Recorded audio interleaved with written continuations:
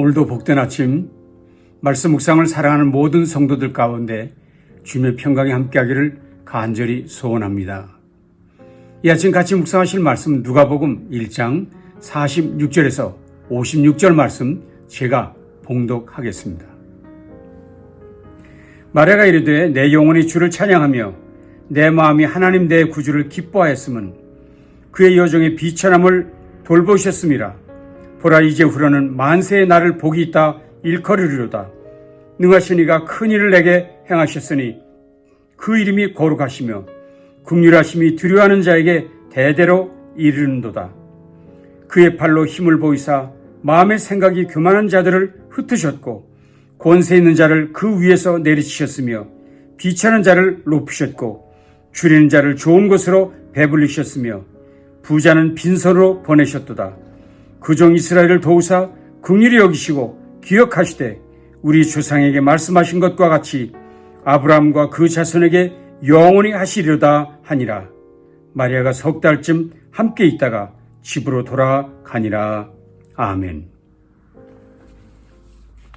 우리는 어제부터 누가복음 묵상을 시작했습니다. 누가복음은 사복음서는 물론 신약성경 전체 가운데서도 여러 면에서 특별한 성경이라고 인정받고 있습니다. 우선 누가복음의 내용이 다른 복음서와는 구별되는 특별한 점이 많이 있기 때문입니다. 첫째로는 누가복음의 서론이 특별하다는 것이지요. 사복음서는 물론 신구약 성경 전체 중에서 서론 부분에서 수신자의 이름이 소개되거나 또는 성경의 기록 목적을 구체적으로 밝히고 있는 성경은 누가복음뿐이 없다는 것입니다. 둘째는 누가복음의 내용이 특별합니다. 누가복음은 사도행전과 연결되어 있는 어찌 보면 한 권과 같은 성경입니다. 누가복음은 예수님의 사역에 집중하고 사도행전은 예수님의 제자들로 시작된 교회 탄생과 성장의 문제를 집중적으로 다루고 있습니다. 결국 누가복음과 사도행전은 한 권의 책으로서 예수님과 그의 제자들과 교회 탄생에 관한 이야기를 집중적으로 연결해서 다루고 있다는 점이 특별하다는 것입니다. 셋째로는 누가복음만 가지고 있는 특별한 자료들이 아주 많다는 것입니다. 누가복음은 예수님의 행적에 대해서 다른 복음서에서 취급하지 않는 내용들을 다루고 있습니다. 누가복음에서는 다른 복음에서는 다루지 않는 비유들을 많이 가지고 있습니다. 그런 면에서 누가복음은 특별하다고 이야기들을 하고 있습니다. 그러나 누가복음의 중요한 점은 무엇보다도 누가복음의 저자인 누가에게 있다고 볼 수 있습니다. 우선 누가는 예수님의 제자가 아닌 사람으로서 이방인이었다는 점이 매우 특별합니다. 이는 신구약 성경 전체를 놓고 볼 때 유일한 일입니다. 어느 누구도 누가 외에는 이방인으로서 성경 저자가 된 일이 없습니다. 오직 누가만 이방인으로서 성경 기록의 참여자가 된 것이지요. 그리고 누가는 신약 성경 전체 중에서 가장 긴 성경 기록자라는 면에서 매우 특별합니다. 물론 책 권수로는 바울이 13권을 기록했으니 가장 많다고 할 수 있습니다. 그러나 비록 누가는 2권을 썼지만 절수로는 누가는 바울보다 무려 120절 이상이나 더 많은 기록을 남겼습니다. 이것은 신약성경 전체의 4분의 1에 해당할 정도로 큰 양이라고 할 수 있습니다. 정말 놀라운 일이지요. 유대인도 예수님의 제자도 아닌 그가 이렇게 놀라운 일을 이룰 수 있다는 점이 특별합니다. 그것도 오직 한 사람, 데오빌로라는 사람을 위해 그렇게 엄청난 수고를 했다는 점은 우리에게 많은 교훈을 주고 있습니다. 정말 본받을 만한 귀한 일을 한 것이지요. 그러나 제가 생각하는 누가의 가장 특별한 점 한 가지가 더 있습니다. 그것은 누가는 누가복음과 사도행전을 통해 하나님의 주권적 역사를 가장 크게 강조한 사람이란 점에서 그가 특별하다 할 수 있습니다. 여러분, 성경의 가장 중요한 핵심 사상은 무엇일까요? 여러 가지로 이야기할 수 있지만 가장 중요한 이야기는 하나님의 주권 사상입니다. 하나님의 주권 사상. 하나님이 주권적으로 세상을 이끌고 가신다는 이야기가 성경 전체의 핵심 주제라는 것이지요. 누가복음 서론 부분에서도 가장 크게 드러난 부분이 바로 이 부분이라고 할 수 있습니다. 자, 보시죠. 사가랴와 엘리사벳 부부는 아이를 낳지 못하는 불임 부부였습니다. 이는 가족이나 개인적으로 볼 때 절망적 상황이지요. 비록 그들이 이 일을 놓고 기도했었지만 이미 모든 기대를 그들은 다 포기한 상태에 있었습니다. 그런데 그 절망적 상황, 모든 희망을 다 내려놓고 있을 때 돌연히 긴급하게 하나님의 사자가 일방적으로 개입하여 그 가정에 아이를 주시는 것입니다. 그것도 인류를 구원할 예수님의 길을 예비하는 세례 요한을 주시겠다고 약속하심으로 하나님께서 이 땅에 직접 개입하고 계신 것, 본격적으로 개입하고 계신 것을 우리가 볼 수 있습니다. 여러분, 인생 중 누구도 인류의 구원을 호소한 일이 없습니다. 유대인 중 누구도 메시아의 오심을 간절히 구한 사람 없습니다. 그런데 바로 그런 절망적 상황에서 하나님이 주권적으로 개입하셨다는 사실을 누가는 밝히고 있습니다. 그것이 사가랴 부부에게 아이를 주셔서 그 아이가 예수 그리스도의 길을 예비하도록 하신 일이라는 것입니다. 동일한 내용이 요셉의 약혼 여인 마리아에게도 적용되었습니다. 마리아의 상황은 사가랴 부부보다 더 절망적이었죠. 왜요? 마리아는 남자도 알지 못하는 처녀의 몸이었기 때문입니다. 그런 그에게 주의 사자가 일방적으로 주권적으로 나타나 잉태를 예고해 주었고 드디어 그것이 이루어졌다는 것입니다. 이 모든 일들은 인류 구원을 위한 하나님의 일방적 개입, 주권적 역사를 증거하는 이야기라 할 수 있습니다. 그렇습니다. 인간의 소망은 이미 무너졌습니다. 어느 때도 어느 누구에게서도 구원의 길은 발견되지 않았습니다. 어떤 정부나 어떤 권세자가 나타난다 하여도 인류에게 희망을 제공하지 못했습니다. 그래서 절대자이신 하나님의 개입이 요구되는 것이었죠. 길은 하나뿐이 없었던 것이지요. 하나님의 비상 개입, 예수 그리스도의 오심 외에는 방법이 없었다는 것이 누가복음의 또는 성경의 일반적 주장입니다. 이 사실을 우리가 이해하고 믿는 일이 불가능하다고 이야기할 수 있습니까? 이것을 이해하는 것이 불가능하십니까? 아닙니다. 그것은 결코 이해 불가능한 이야기가 아닙니다. 보십시오. 누가는 그것을 믿음으로 받아들이는 일이 가능하다고 그 예를 보여주고 있습니다.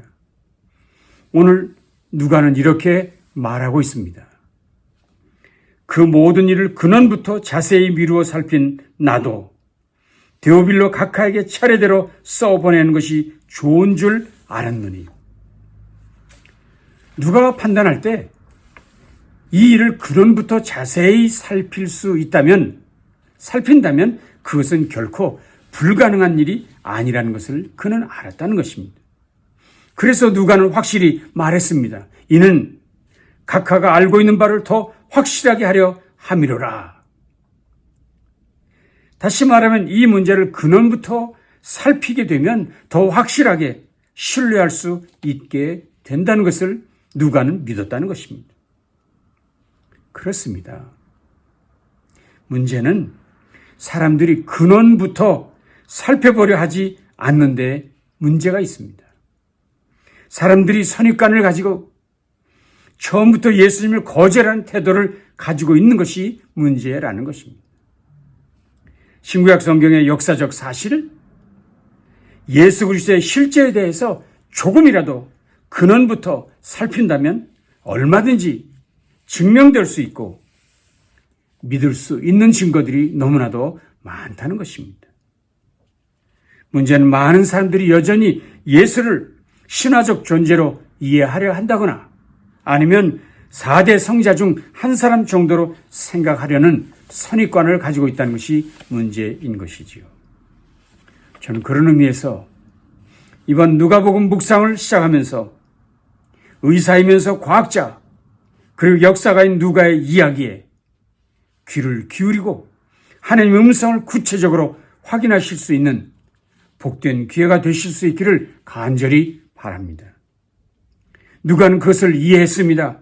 그것을 믿음으로 받아들였던 몇 사람의 이해를 오늘 본문에서 소개해 주고 있습니다. 가장 먼저 소개된 사람은 사가랴입니다. 그는 제사장이었습니다. 소위 신앙 깊은 사람이었다는 것이지요. 심지어 그는 그의 가정의 불임 문제를 놓고 기도까지 한 사람이었습니다. 얼마나 간절히 기도했겠습니까? 어느 날 그에게 주의 사자가 임해서 아이를 갖게 된다고 말했을 때 안타깝게도 그는 믿지 않는다고 말했습니다. 아니, 그는 하나님도 알고 그는 하나님께 기도했던 사람이지만 그의 삶에 일어날 하나님의 능력에 대해서는 신뢰하지 않고 있었다는 것입니다. 그렇습니다. 불신의 문제라는 것은 우리 믿는 사람들에게도 얼마든지 일어날 수 있는 일이라는 것을 우리는 이 이야기를 통해서 알 수 있습니다. 하나님도 예수님도 성령님의 능력도 믿는다 하면서 그래서 예배도 드리고 기도도 하지만 실천적으로는 불신자와 같은 행동을 하는 사람이 있을 수 있다는 것입니다. 오늘 본문은 비록 사가랴가 그렇게 불신앙으로 대했어도 놀랍게도 하나님의 역사는 멈추지 않고 드디어 이루어졌다고 이야기한다는 것입니다. 그렇습니다. 인간의 불신앙이 하나님의 능력을 제한하지 않습니다. 할 수 없습니다. 때로 우리의 불신앙으로 하나님의 기적이 지연될 수는 있다 하더라도 하나님의 주권이 그것을 넘어섭니다. 어떤 경우에도 하나님의 주권적 섭리하심을 막아설 수는 없다는 것입니다.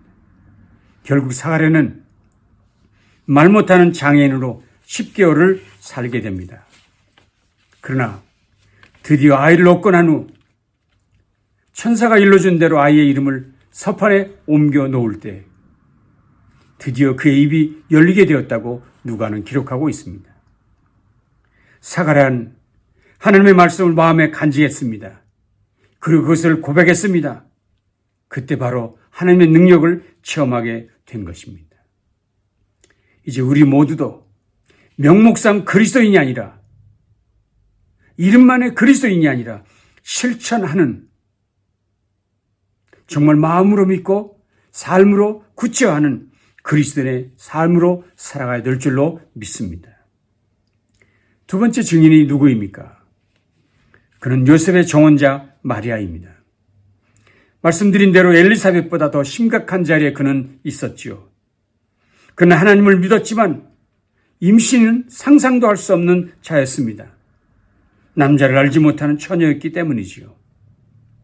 그런데 그가 천사의 음성을 들었으니 얼마나 당황하고 난감했겠습니까? 그러나 천사가 그에게 말했습니다. 너의 친족 엘리사벳도 아이를 잉태한 지 벌써 6개월이나 되었다 라고 전하자 마리아는 그때서야 믿음이 생기기 시작했고 그는 즉시 친척 엘리사벳에게로 달려갔습니다. 성령의 인도를 받은 엘리사벳은 마리아를 만나자마자 마리아의 잉태를 축복해 주었습니다. 이때 마리아가 일어나 빨리 산골로 가서 유대 한 동네에 이르러 사가랴 집에 들어가 엘리사벳에게 문안하니 엘리사벳이 마리아가 문안함을 들으매 아이가 복중에서 뛰노는지라. 엘리사벳이 성령의 충만함을 받아 큰 소리로 불러 이르되 여자 중에 내가 복이 있으며 내 태중의 아이도 복이 있도다. 잉태한 마리아를 축복했습니다. 전혀 믿을 수 없는 일이라고 확신될 때에도 믿음의 사람, 먼저 하나님을 경험한 사람의 조언이 우리를 변화시킬 수 있다는 사실을 이 성경은 우리에게 가르쳐주고 있습니다. 그런 면에서 저나 여러분 중에 먼저 체험한 이들이 아직 믿음이 적은 사람들을 격려하고 인도할 책임이 있다는 것을 이 본문을 통해서 다시 한번 깨닫게 됩니다. 결국 먼저 체험한 엘리사벳은 물론 마리아도 찬양하는 사람이 되고 말았습니다. 엘리사벳의 고백을 들어보십시오. 주께서 나를 돌보시는 날에 사람들 앞에서 내가 부끄러움을 없게 하시려고 이렇게 행하심이라 하더라. 사람들 앞에서 내 부끄러움을 없게 하시려고 이렇게 행하심이라 하더라.